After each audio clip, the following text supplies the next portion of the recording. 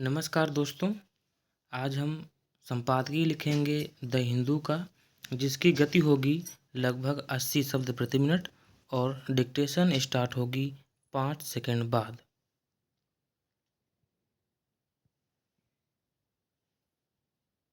Start.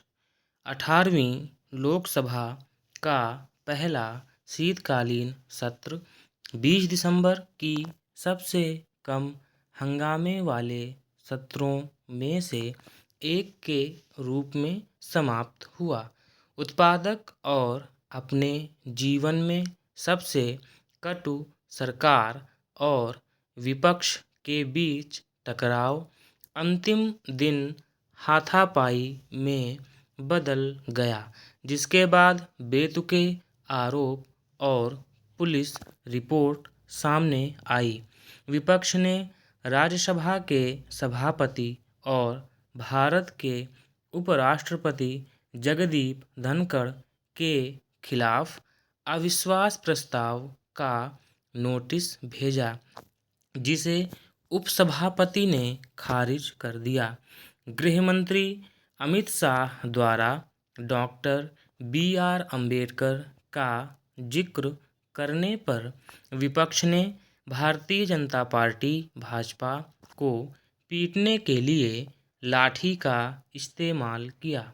Shri Shah की गलत कही गई टिप्पणियों को विपक्ष ने गलत संदर्भ में लिया, क्योंकि उन्हें लगता है कि यह सामान्य बात है। आखिरकार भाजपा ने कांग्रेस पार्टी के कथित भ्रष्टाचार के बारे में हास्यास्पद आरोप लगाए थे। पैराचेंज। संसद को बाधित करने के लिए विदेश में भारत विरोधी ताकतों के साथ संबंध कई दिनों तक कार्यवाही स्थगित रही। राज्यसभा में उत्पादकता 40% रही, जबकि सदन में कामकाज सामान्य रहा। निर्धारित समय के 43 घंटे और 27 मिनट तक कार्यवाही चली। लोकसभा ने अपने निर्धारित समय का 54.5% काम किया। दोनों सदनों में सत्ता पक्ष और विपक्ष की ओर से भारतीय राजनीति में अमेरिकी अरबपति जॉर्ज सोरोस के कथित हस्तक्षेप और महानी समूह के खिलाफ अमेरिकी सरकार की कार्रवाई जैसे मुद्दों पर विरोध प्रदर्शन देखा गया।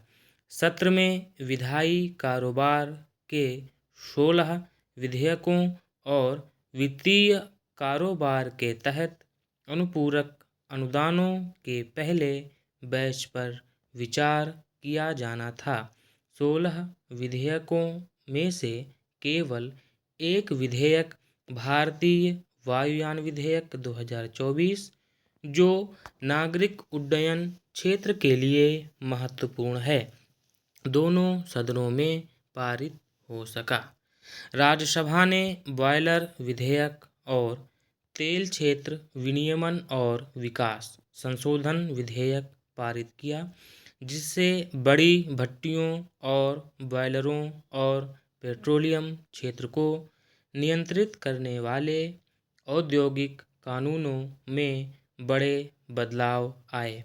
अनुदानों की अनुपूरक मांगों के हिस्सों के रूप में विनियोग विधेयकों के अलावा लोकसभा ने बैंकिंग कानून संशोधन विधेयक, रेलवे संशोधन विधेयक और आपदा प्रबंधन संशोधन विधेयक पर चर्चा की और उन्हें पारित कर दिया। बहस में विपक्षी सदस्यों ने सरकार से सार्वजनिक क्षेत्र की बैंकिंग प्रणाली की रक्षा करने, रेल यात्रियों और कर्मचारियों की सुरक्षा सुनिश्चित करने और प्राकृतिक आपदाओं से प्रभावित राज्यों को धन के आवंटन में पारदर्शिता लाने के लिए कहा। पैराचेंज।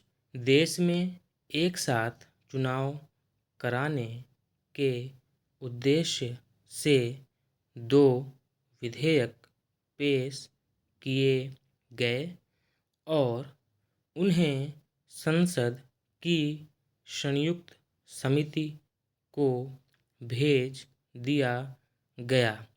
धन्यवाद।